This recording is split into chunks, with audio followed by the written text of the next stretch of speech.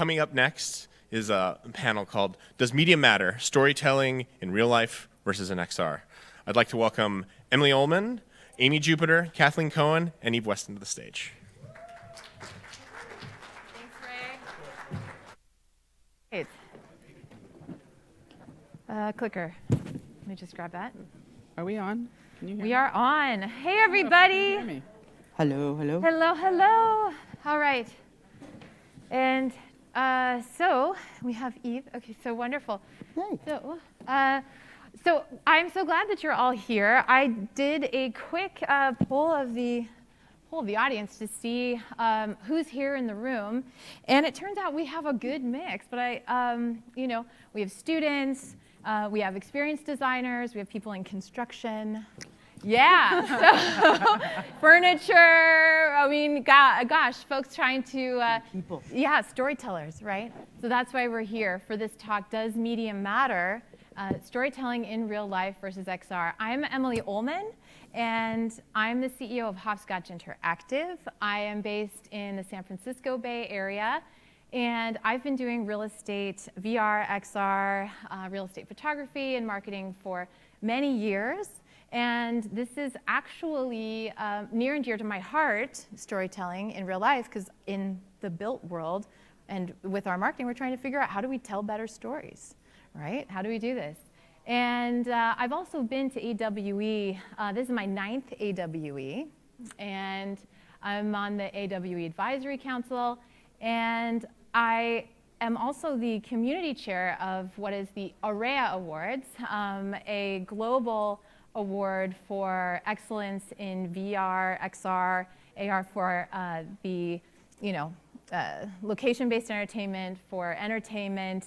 And well, we are going to be talking about stuff now and here today on the panel that was inspired by what we did earlier this year by having a conference, the AREA conference, which happened early in 2021, that actually was in XR and also in real life. So that sort of kicked off this, this opportunity for us to all share what we do and what we bring our passions to every day in our work. So let's see here.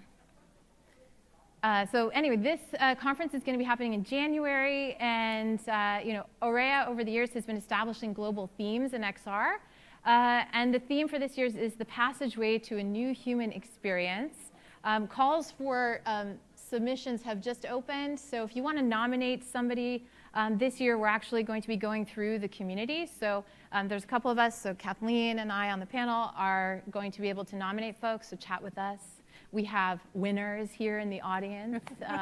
Niels from HoloRide, so it's very great. It's great Niels to, from HoloRide. yeah, so we've got a really big, amazing community to join. So what a better passageway than to deliberate if in real life versus XR is the same overall experience. So that is Kathleen's chance to introduce herself. Hi, everybody. So. Can you hear me on the mic? Okay, because it doesn't sound like you can hear me. Anyway, it's been a journey this year, and I feel super blessed to be out and among meeting people face to face. I think we're all sitting in a moment where we all can shine, because now the world finally is like, oh, that's what you do. Right? Finally. And I think everybody here has that shared moment like, oh, everybody knows the word virtual. But it's not just virtual conferences. It's what we've been doing for 25, 30 years in our careers. So I feel super blessed to see people face to face. But yes, I am the jury chair and have been a keynote speaker for the AREA Awards. And this conversation in real life or XR has come up this year. And I even coined a phrase, the tribrid moment, which is we're sitting not just in a physical and virtual, but we're sitting in a digital world too. And that's very different, and they answer to really different masters. So my dear colleagues, all three here, I have mad respect for. And I'm sort of the reason everybody is sitting up here, because I was like, wait a second, Amy, tell me what you do at Imagineering all these years in the brick and mortar world. Can we pull some of that genius into what we do in this immersive world. Eve, you created a classification and a taxonomy around this. Who has done that yet? And are we using this classification and taxonomy without knowing that we're standing on the shoulders of giants? Emily, you're in the real world every single day doing this translation of work. So I was like, let's have a talk about this. Let's talk about, does medium matter? Amy and I banter a lot. Every time I say, it's this, Amy's like, it's definitely not that. Every time I say to Eve, but what about this? She's like, let me understand this because there's a framework for that. So I feel a little bit like, okay, can I do something for the audience and give tools back to people that really explain, is it in real life or is it XR? What model are we really following? So that's all how this came to be. So you have the clicker, right? I do. So you Clicker. Yeah. So this is just a bit about me. I'm an analog person. I was a happy glass blower, really, before I got on the box as an animator. And I actually just keep wanting to get back to it. 25 years, I'm like, can we just get through the screen? I didn't know once I got into animation, which was SGI, Silicon Studios, way back in the day, if I was going to be in a dark, glowing room at Sony for the rest of my life, being a rotoscoper or rotospliner. And I was like, oh my gosh, this is horrible. I actually need to like shift gears. Maybe I'll ditch my creativity and be a producer so I can travel the world. Anyway, so from that right side of the screen is 25 years. And the key moments are glassblower to animation to now being on the Medal of Honor team PSX. And what just happened in my life? I don't even understand the conflation that just happened. So that small down there little box represents a lot of years of media and entertainment, and opened my own consultancy to really focus on location-based themed attractions. And it was a moment at Disney where we got asked to re-architect Epcot with new technology. And it was in that moment that I thought, oh my gosh, I can ditch a screen and I actually can now relate to the physical world in a way that I imagined so much and amplify it. So this whole right side got me back to experience design. And what we've revealed in this talk is that we're all sort of there too. So with that, I think we can move forward. That's my journey. Okay. Oh, actually, let me add one more thing. Yeah, go ahead.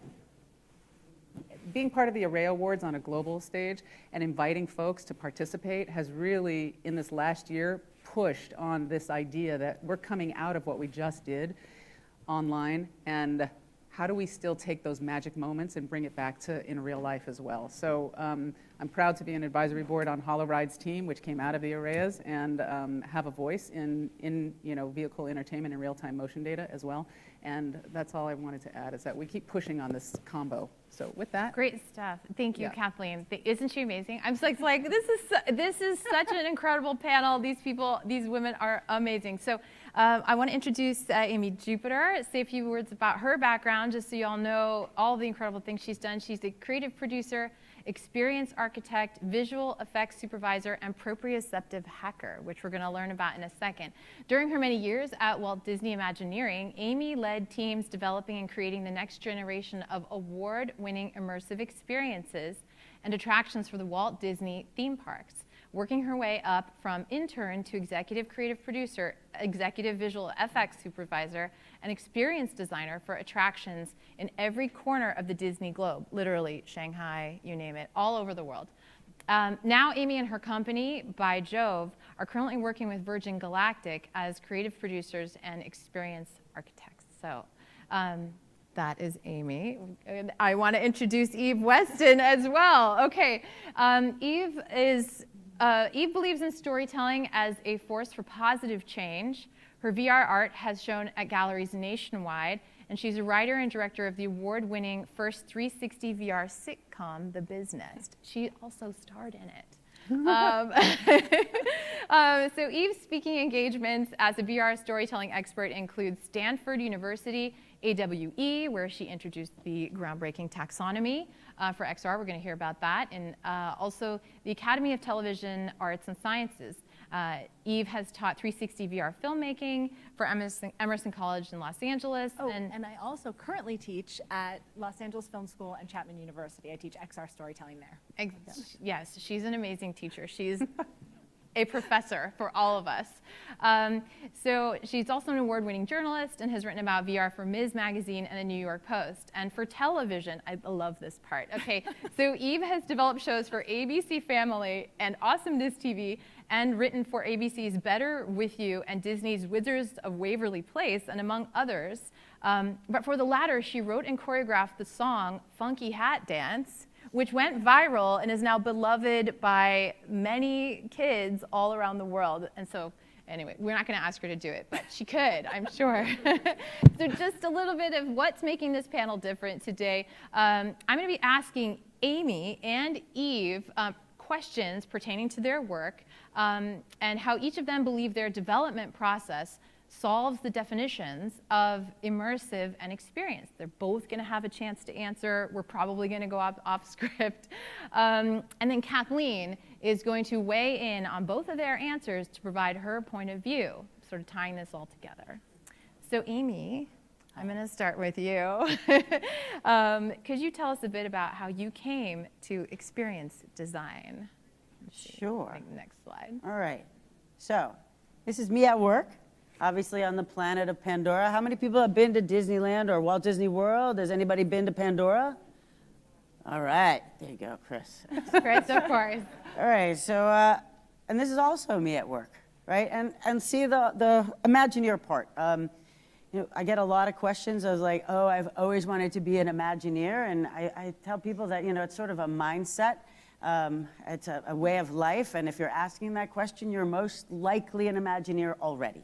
And I think that it's accessible to all. And part of my sort of being able to say yes to some of these speaking engagements is about making that possibility accessible to other people, because it's, you can see that there are sort of three periods at the end of that sentence, because people say, I've always wanted to be an Imagineer, and then they get to Imagineering and they're like, oh, wow. If it's not the beginning of your paragraph, your life paragraph, because at least at Walt Disney Imagineering, which I'm going to actually just give you a little brief, if everybody, well, most people, everybody know what Walt Disney Imagineering is? Wet Enterprises, right? Okay, cool. So I'm going to show you a little bit of the work that I've participated in, not everything on this reel, because I had to borrow it.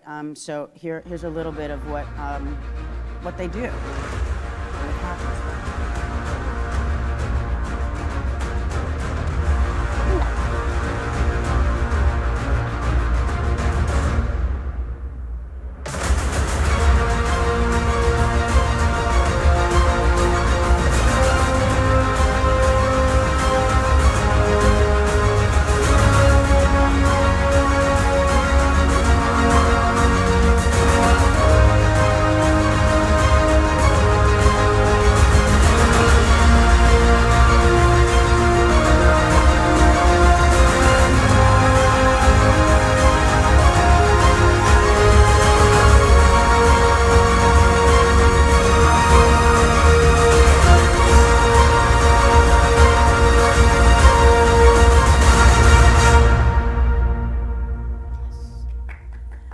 So as you can see, you know, a lot of real world experiences, but, you know, mostly like for me, I've been using a virtual production pipeline for my whole career. The idea of capturing spirit from real life, motion capture, performance capture, motion control, anything. My specialty sits inside of the using motion entities to drive emotion. My milestone is usually well, air conditioning. So where all the computers live is usually the place where I join the project. But the through line for both my current job at Virgin Galactic and at Imagineering, or being an Imagineer, actually starts with this. There's really no secret to our approach. We keep moving forward, opening up new doors and doing new things because we are curious. And curiosity keeps us moving down new paths. At WED, we call that Imagineering. The blending of creative imagination and technical know-how. And as I said before, it's being an Imagineer with the 3 dots. I've always wanted to be an Imagineer, ... because at Walt Disney Imagineering, and most places, even at the Spaceship Company or the Scale Composites, it's a lot of disciplines, right? It's integrated design. And we talk about all of those intentionally made things, and then we say this crazy thing. We make okay, happiness. What does that even mean? So when I describe my, you know, the last title that Emily said I carry is proprioceptive hacker. And really, I'm the big manipulator of your emotions and specializing in pre-cortical response and then blossoming into your cortex so that you have an impression and then you take home a memory. and that it's way better than things we could ever afford. So that's sort of what I want to leave you with as the mystery of me. Right? Wow, amazing. Your turn. Great, a device I haven't used before. Let's. Okay. Got this. You It's totally green got button. this. There you go. Cool. So, let's see. I think this one is micro. So, Eve, do you want to walk us through your process? We just got Amy's process. And when you're creating an immersive story in XR, do you believe from your perspective that whether it is in real life or XR, the experience is the same? What can you teach us? Oh gosh. Well, I've been practicing teaching for a while now, so probably a lot. So I would say that on the one hand, an experience is an experience, right? And so that I think that's true whether you're in a headset or at a theme park. But there may be some different affordances depending on the medium. And that's something that I think I knew instinctively, and then I developed the taxonomy that Kathleen mentioned, and that kind of helped lay it out a little bit more. So first in terms of tips for creating, I would say if you're creating an immersive experience, and again, that goes for real life or XR, put the viewer's experience first. I think people sometimes get really excited about the tech and what the tech can do, but at the end of the day, if you put the viewer's experience first, you will be in a much better place to have a successful experience. I gave an example to Kathleen the other day, where I think sometimes people learn about a 360 camera and they think, oh my God, I can film in all directions at once. And so immediately they're like, I'll put it in the middle of a circle of people. And that, it's true, it can capture on all sides, but how many times in our everyday life do we spend time spinning in circles? Like, does that feel comfortable for us to constantly be looking around us? I've seen a lot of people think that it would be great to put on the edge of a stage so you can see the performer and the audience. But at the same time, like if you put the viewer's experience first, if you've gone to see a play or a stand-up comedy performance, what would it feel like to you standing on the edge of that stage? Everyone has different tastes, but I would feel a little awkward being in the face of the comedian and having the audience look at me. And so just little mental exercises like that, I think, can be really helpful in guiding your instincts. And that's with 360, but the same goes for if you're working in a game engine or if you're working in a theme park. It's that idea of putting the viewer's experience first. Another little bit of advice is embrace the fact that there are 360 degrees. I think especially people who are into film and television, we've gotten really used to this idea of the frame, and that's spread because now everyone has YouTube. Everyone's a filmmaker, right? All day we pick up our cameras and we shoot in the frame. And so it's only natural that has become habit. But the truth is, and some people think, oh, but we don't know how to tell stories in 360. Like, I would argue that. However old you are, that's how much experience you've had working in a 360 environment, because we've all grown up in the real world and there's stuff happening all around us at all times.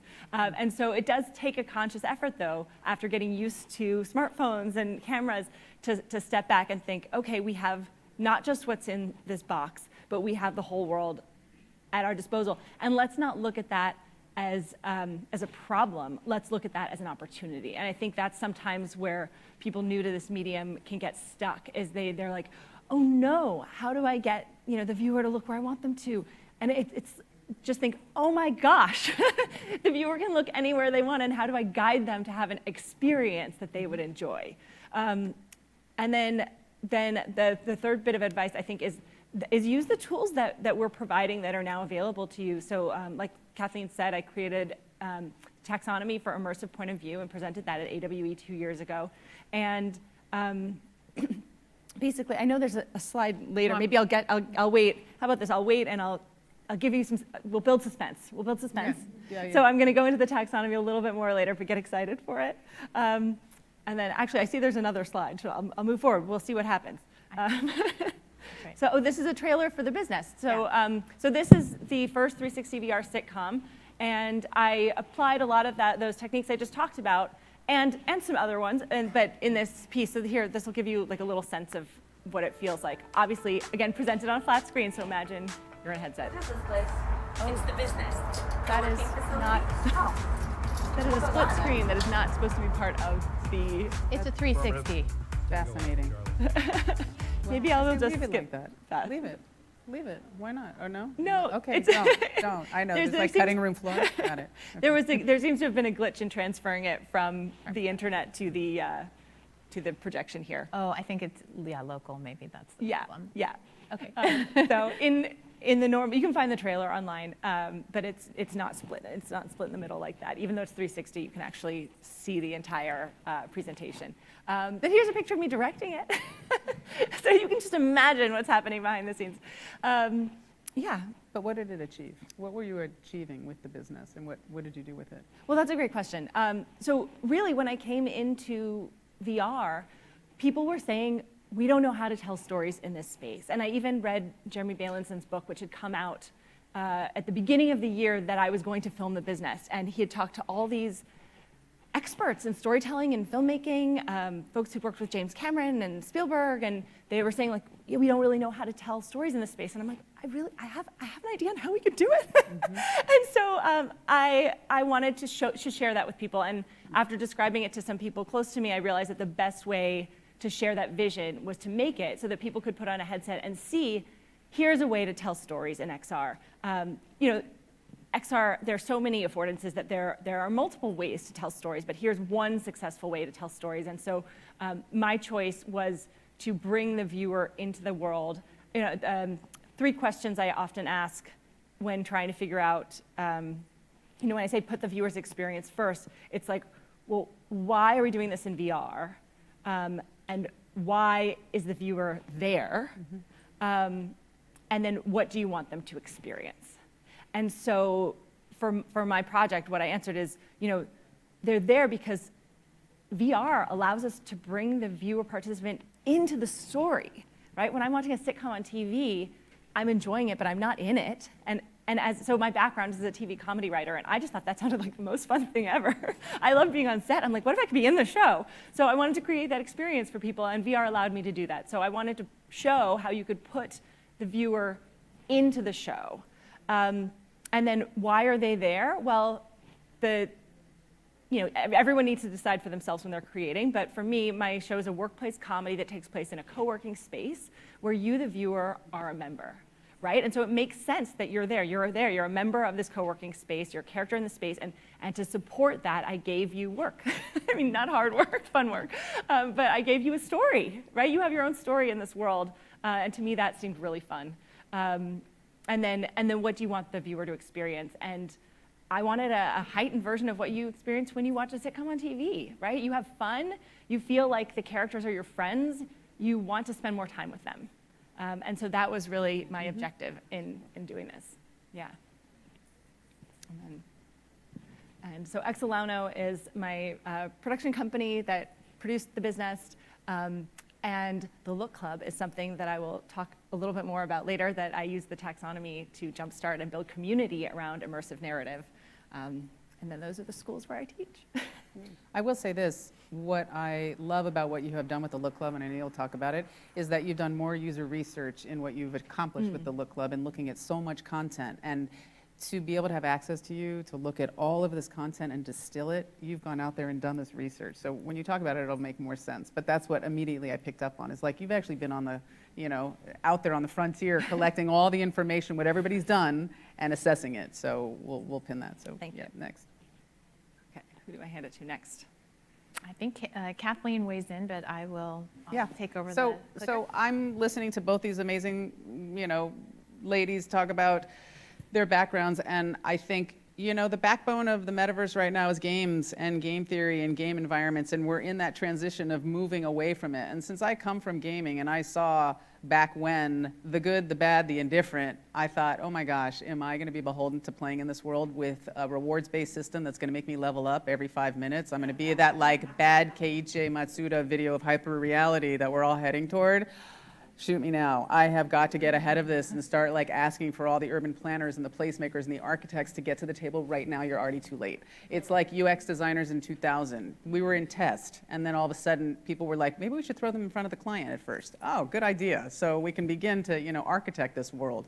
So I guess my question here is, Amy, you've talked to me about between here and 25 feet as an area that you design for or you think about. And what is that 25 feet in real life looking like as the first 25 feet in front of you in an immersive world? And are we carrying over these same development tools for what you've done to where you're headed? Am I going to use your taxonomy and design between me and 25 feet in a virtual world? So I kind of want to start with that. Like, can you riff on that? And I know you have plenty to say, so go say Exactly. it. Just, like, say it. Should I- You know, Do you want me to move to the next slide? No, Okay. actually, not yet. Okay. I do want to talk about 25 feet because I think, you know, as a mistress of illusion design, right? Everything that I have done is, up to this point, has been an illusion. And 25 feet, experience envelopes. It's the most expensive part in the theme park because it's got to be real. And so beyond that is usually media. And that's my superpower, is photons and the control of photons. And that is really the leap envelope of a large creature who can eat you. And so our survival techniques happen in our bodies are most aware, most surprised, most malleable, most tunnel visioned inside of a stress envelope. And we are really paying attention to whether it's eyeballs, a mouth, teeth, you know, the things that tell you whether I'm happy at you or scared of you or gonna be, you know, really be angry at you happen in these micro twitches, muscles right here and in the corner of your eye. And so what I love about the virtual world and also about, you know, sort of film as a medium is that you can really zoom in on everything. But when you're in a large format film, there is no zooming. You have to carry the frame. If it's illusion and it's dimensionally composited, really all I'm doing is taking your basic film frame and dimensionalizing it and immersing you in it. And there are techniques, I think, for us when you talk about you're going to have a transformational experience, and I think that's the next slide. When we talk about experience design or experience architecture, Go ahead. Who's got it? and you'll see that, you know, to get people to talk about it. So that focus at the top of the pyramid is either your transformational experience. In the case of Virgin Galactic, it's our apex experience, taking off, going to space. Not really talking about a line in space, but actually the experience of creating a crew and going to space. And then looking down and then challenging you to, now that you've seen this planet and how delicate it is and how thin that line is, and we're like really in the ignorosphere, right? The part that protects us from everything, but nobody knows a lot about, because if you're on your way to, you know, sort of geosync, you're going through it. And we don't really talk about it. And so if that, you know, by the time you get there, if you're coming to us for a multi-day experience to be ready to do that, I have to start way back in the left-hand corner, the left-hand corner of that triangle with awareness. How do I make you aware? Because I can't tell you you're going to have a transformational experience, and I can't tell you you're going to have purpose when you come home. But so all of that perceptual framing, sort of like Disneyland, like everything's about a frame. An architectural arch is a frame. That you know, the sort of triumphal arches that we all see from ancient culture have no other purpose but to make you actually walk through it, block your vision, so that when you walk out the other side, it's sort of disarming. And you see that castle, and you have, like, wow, aspiration. You tip up your chin, and you open your chest, and you breathe. We can't have you feel if you're not breathing. So things about your precortical, you know, sort of neurobiology is, you know, we're manipulating that. And you tip your chin up, your autonomic nervous system opens up, and you feel wonder and awe. You know, and so all this perceptual framing. So by the time you get to that moment where, like, we want you to feel, we put you under stress, and we, like, especially, like, have anybody been on Flight of Passage? All right, so a 3-act structure, ride film. But by the time, you know, you've never ridden a Banshee before, we're going to put you on the back of a Banshee. You haven't ridden it before. Basic 3-act structure in 4.5 minutes. How are we going to have you feel transformed? And we take you through a ritual, basically, a rite of passage. With the Virgin Galactic experience, we bring you in, we help you crew create, and by the time you get to that overview moment, we don't have to tell you a thing. You're going to the window to look out, right? And then, so empathy plus time equals compassion. So this experience, this precortical experience of physical stress plus time equals impression. So you have to have time to have an emotional resolution. And then you have a memory that you can share and tell everybody. But you can't actually describe the experience. You have to tell them that they have to do it. And so, so then it goes back to awareness, right? So this is really a whole sort of cycle. So the experience design of anything that I've participated in really contemplates this sort of articulation of going full circle. And I think actually, Amy, it's the place without words, right? Yes. So I think that this is what you've explained to us as we were preparing for this, that you're getting people to the place without words, almost so that they can have all the words as well to tell everyone. Words, their words. afterwards, Well, right. well, but I'm going to constantly weigh in here and say, Okay, when go people are, I'm going to throw it to you, but before we throw it to you, when you're walking around the theme park with AR glasses, or the whole environment knows you're there before you even walked into the environment, how are you going to behave? How is Disney going to create something like that? This is not for you to answer. I know. I know you're not going to, and nor be on the hook for it. I know. But I'm just saying, when we completely tip our perception, how is proprioceptive hacking going to behave? And with that, Eve, talk Okay. about your point of view when it comes to location-based entertainment, or your taxonomy, and how you look at your point of view from the viewer, from the guest, from Yeah. the viewer first. So one of the things I found was that a lot of this came very naturally and instinctively to me. And then when I had the opportunity to teach it, I needed to explain what I knew inherently to other people. And I wanted to talk with my students about existing content and let us analyze it and talk about what worked and what didn't work and the filmmakers' choices. And I also wanted to lay out for them a menu of options. So it wasn't just, oh, here's the technology and this is the first thought you have and you're going to make your experience that way because it's the first thing you thought of. Like, let's look at all the options and then choose. And as I was literally preparing a lesson, I was like, uh-oh, there aren't words for this. And so I was like, well, I've got a class to teach at the end of this week, so let me come up with some words for this. And I looked for where I could start. And so I realized we do have words for certain points of view. So for all of you who are paying attention in English class, you probably remember first, second, and third person point of view from books, right? You have, if a first person story is told with words like I, me, and my. You might remember a second person narrative from Choose Your Own Adventure books where it tells you what you're doing in the book. And then third person is a more distant, you can see what everyone in the world is doing from lots of different points of view. And we also have visual point of view. We have words to describe visual point of view, and we use that in movies. And probably the most common use is in video games, right? First-person shooter. Everyone knows what that means. So that was great, and that works well for existing media, books, movies, video games. But when we get to VR, there's more. There are more points of view. And so I was like, how do I articulate what these are? And so I realized that I needed to add on to those existing categories. And so I added two categories. One is called effectual point of view, and that deals with the impact that you, the viewer participant, have on the story or scene, right? So maybe if you're non-entity, it's like, I like to say you're an invisible fly on the wall. No one even knows you're there, and so therefore you don't have an impact on it. If you're entity, you are present, and people in the scene can see you and acknowledge you, and so just by virtue of you being there, you inherently have an effect on the space. And then participant is where you can actively participate, right? You can, in Beat Saber, you can slash boxes. If you're in a participant narrative, you can talk to characters and engage in the story that way. And then the other category that I added on is experiential point of view, which deals with how you can impact your own experience in an immersive environment.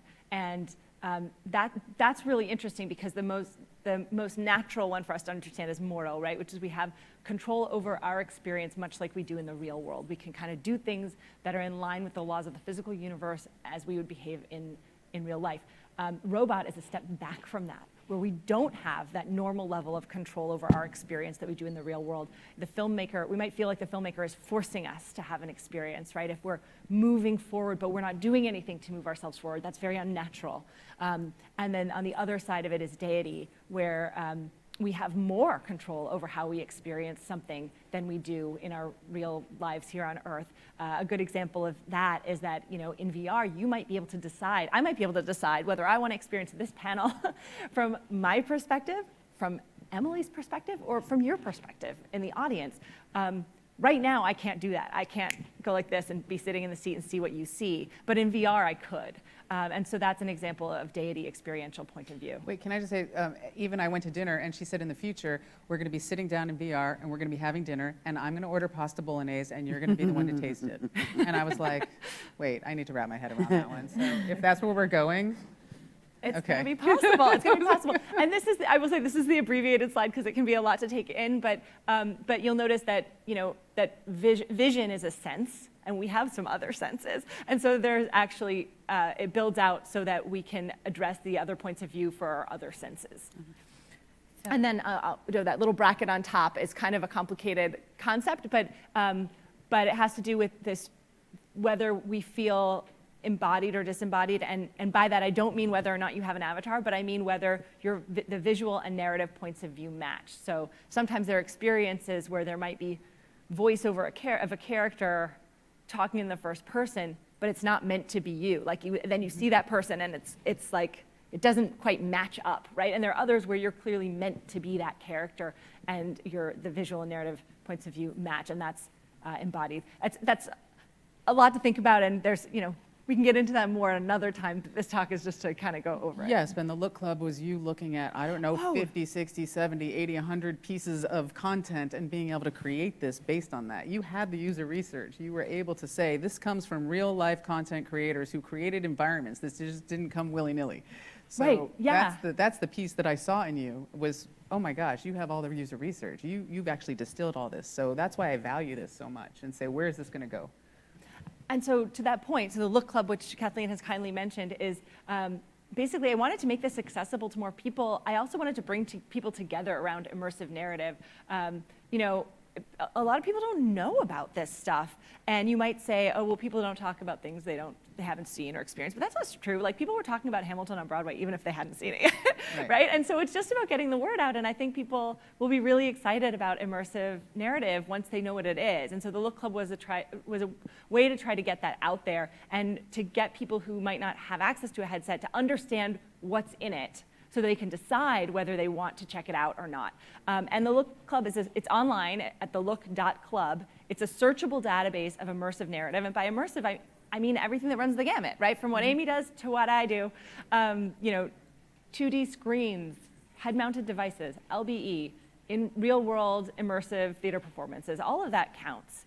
And so I wanted to examine pieces of content and sort of test the taxonomy and be like, just make sure, does it apply to all these things? And yeah, it does. And the other thing that I wanted to do is make it feel accessible to people because new language can be hard to wrap your head around. I mean, I remember when I went to college, there was all this like slang that went around the campus, and you get there and people are like, oh yeah, and you're going to call this that, and you're going to call this, and I'm like, that just sounds stupid. I'm not going to use those words.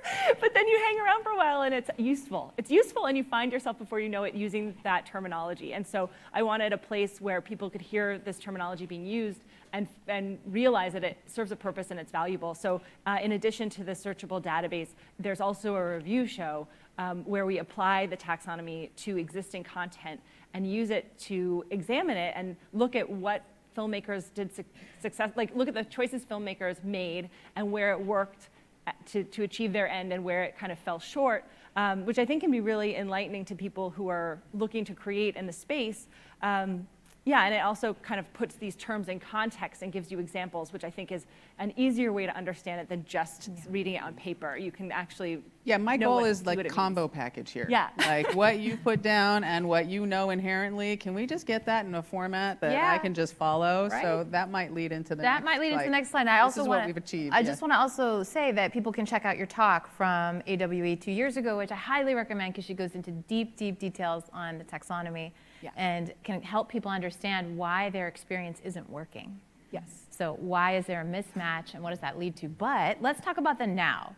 Okay, so I feel like we don't have as much time maybe as we would like to. Well, so, we had an epiphany yesterday where Amy was like, it's this. And Eve's like, it's this. And I'm like, what is this? And so this became that. And so I'm going to let either one of you defend why one of you is on that side and why the other is on this. Actually, we weren't on either side. We're the same. We're just right, exactly. We violently agreed.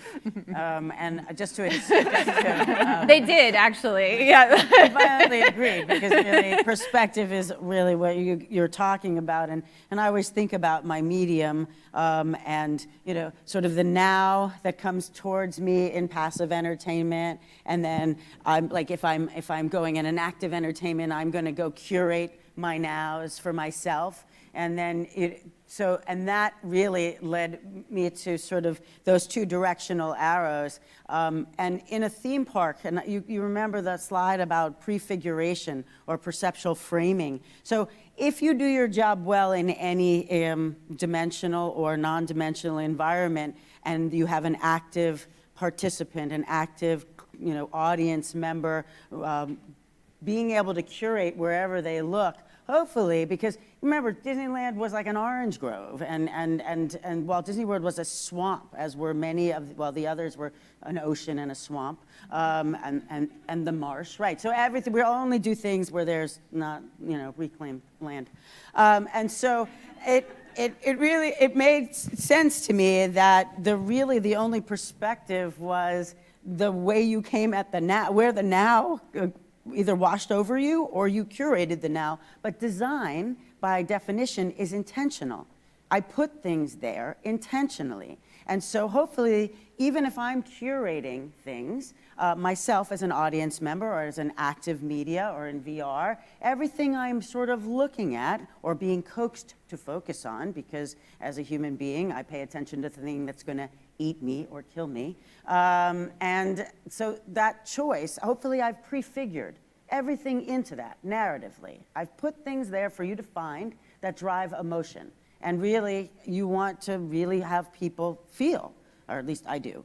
And whether it's scared or a lot of things we fall back on superficial precortical like boo.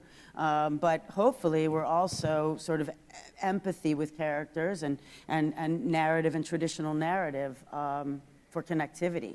I'm just going to say, I see our time might be up, but I take what you're saying, and you can answer to your side of this if you want. But where I go, which I know you both probably hate, is Decentraland.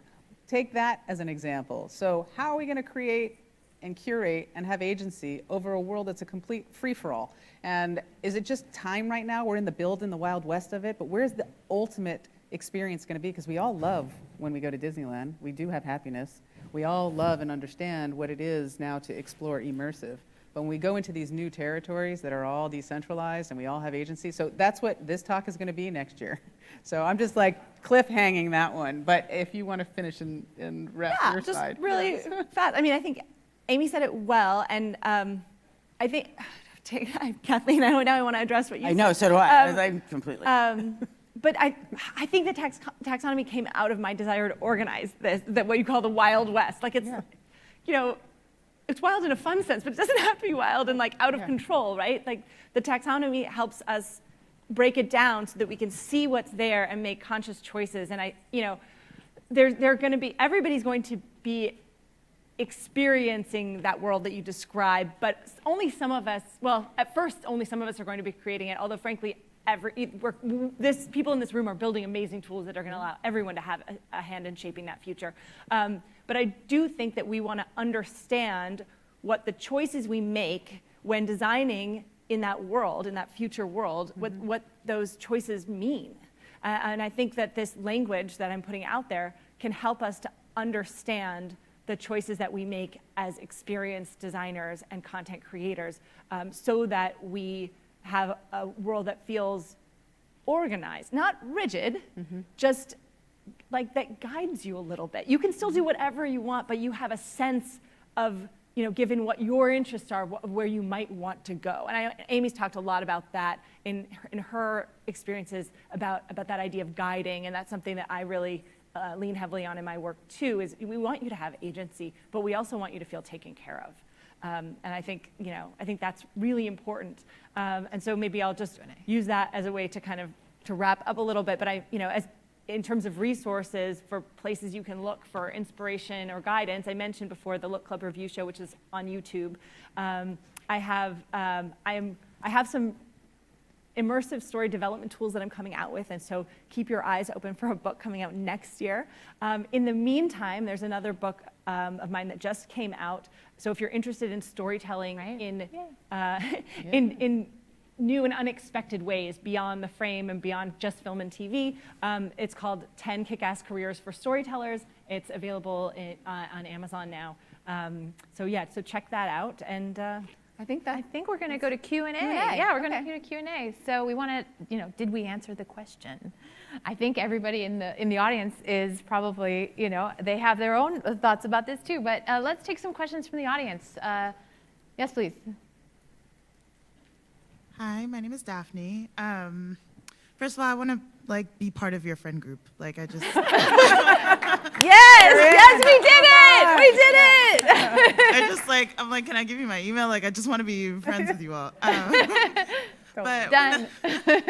So what I do is I make tech-based art, and I'm starting up a studio with my co-founder where we're doing this. So I'm particularly interested in experience design and really understanding how to guide the viewer through an experience and all of this. I'm a software engineer by background, and I just understand the difficulty of even onboarding someone into an AR or VR experience. You could lose them even in those first few seconds, right? I'd like to respond to that when you're done. Oh yeah, absolutely. I'll make my question fast. Yep. But really, my question was around as a visual artist and an engineer, what are kind of the best ways you think of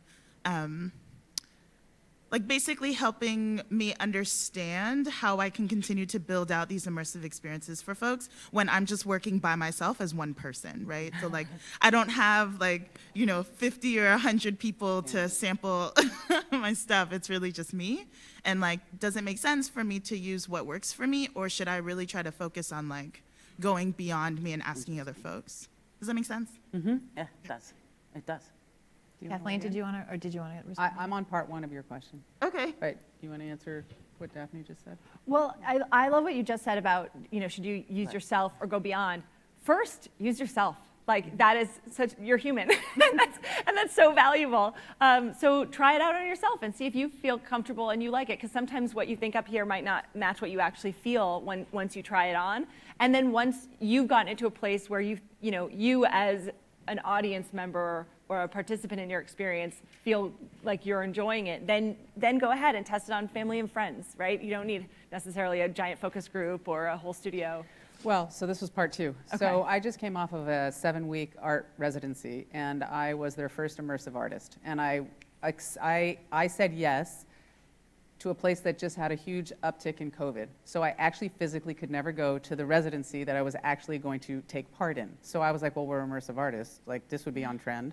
Okay, I'll be like Banksy. You guys will never see me, but I will be your immersive artist. And guess what? I'm not even going to recreate tech art or crypto art. I'm actually going to recreate the residency in the metaverse, so then we could bring people to the location, right? She did it, So too. we did, but I said I'm going to work with indigenous tribes and work with neurodiverse folks and bring these two communities together to explain and have a collaborative piece. Well, that was an epic fail in the having an art moment. It was an epic win in understanding not just DEI, but understanding humans at human scale and the reaching people where they're at. In the neurodiverse community, you're not going to get a neurodiverse artist to show up at 30 avatars and not feel like I don't really want to be here. I want to share my story in shapes and in not in linear words in any way. In the indigenous tribes, it's about convening and being together and communicating to build trust before anybody even shows up, especially because that's not my community. So who am I to ask anybody to assimilate to my vision? So when this is part of answering your question, do I want to start with me? Yeah, start with you and recognize you quickly get met with meeting people where they're at, which is what just happened to me. So I'm in this moment of was that a good experience or not? It was an expansive one, so that's it. Oh man, seriously, can I be your friends? Yes. Absolutely. Yes. Thank you, Daphne. Hi, thank you all for this talk. I think it was the most engaging and my favorite so far. Thank you. Yeah. That's awesome. Okay, you made my day. I have a question for Eve, mainly, because you work with a lot of undergraduate students. Yeah. I'm designing a tool to kind of make 3D animation more accessible to young people who kind of come from Roblox or Minecraft, and maybe Blender is a little too much for them already. So I'm just curious to know what undergraduates are kind of thinking as it relates to immersive theater and performance and all these sorts of things. Oh, that's a great question. At least the ones I'm teaching, they're really excited about it. It's pretty cool. Like I've got 8 students right now in my VR/AR storytelling class, and they come from all different backgrounds. I think I've got a broadcast journalist, I've got a theater major, I've got a couple of VR minors, somebody who's in screenwriting. And it's really cool because even with all those different backgrounds, like they're all very interested in pushing this medium forward. And I do feel like something like that would be of value because they want to create in this space. And some of them have a greater level of technical skills and some of them don't yet.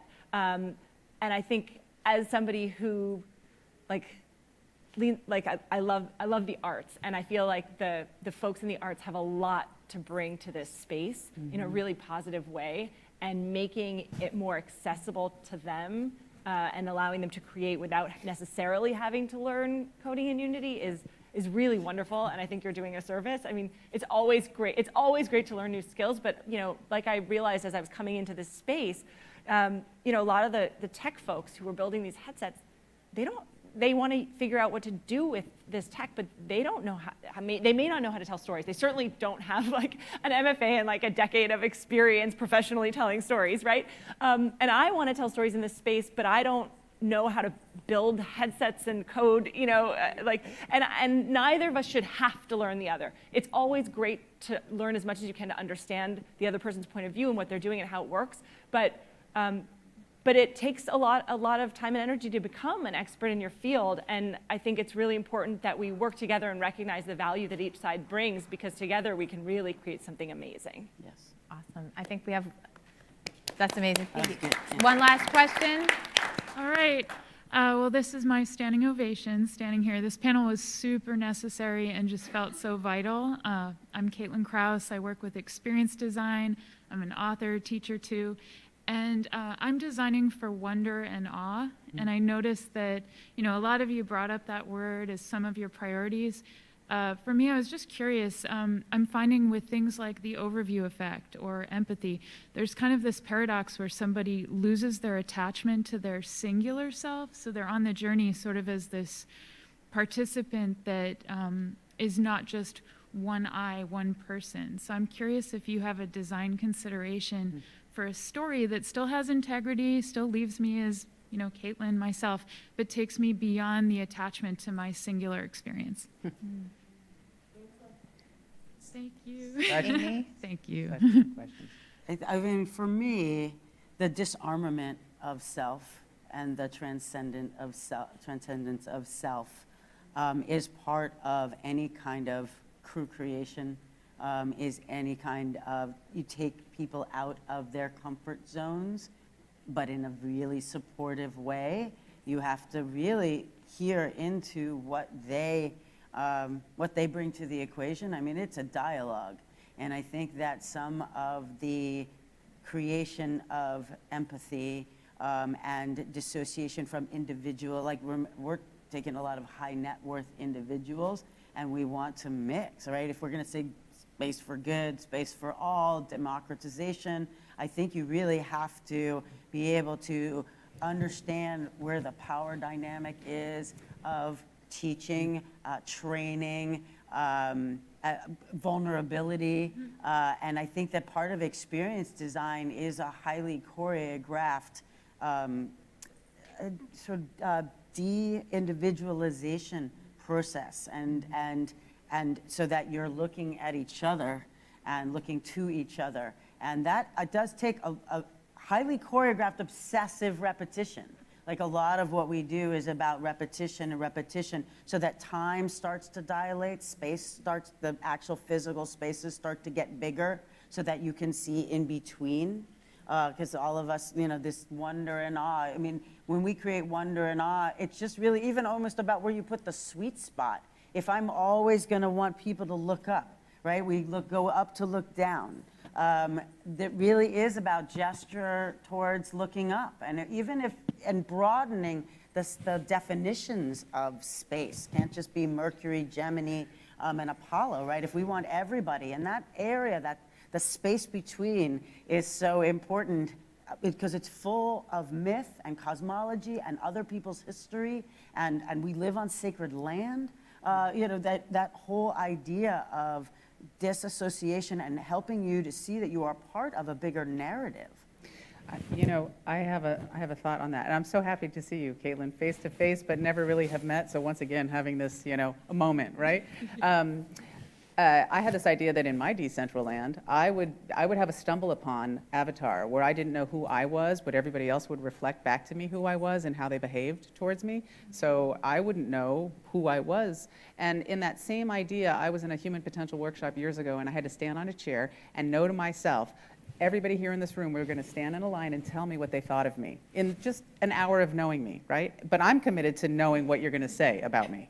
And the exercise is, after 75 people tell you a thing or two about you, first hold it together, and then after that, you're like, wow, nobody said what I thought they were going to say about me. No one.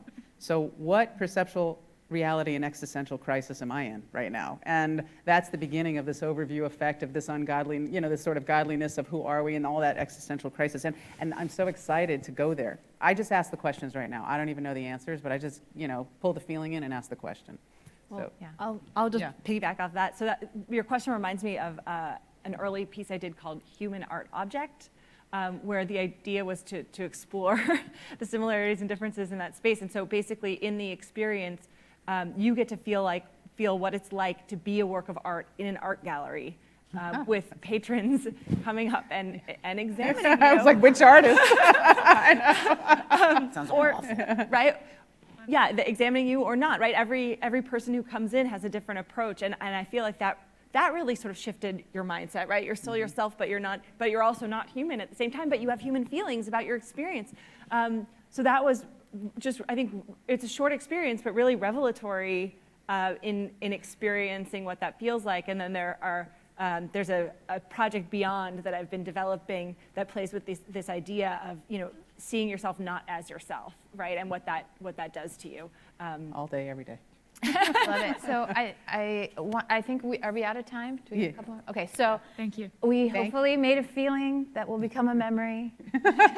And thanks everybody. Come chat with us afterwards and follow us on LinkedIn. Thank you. Yeah.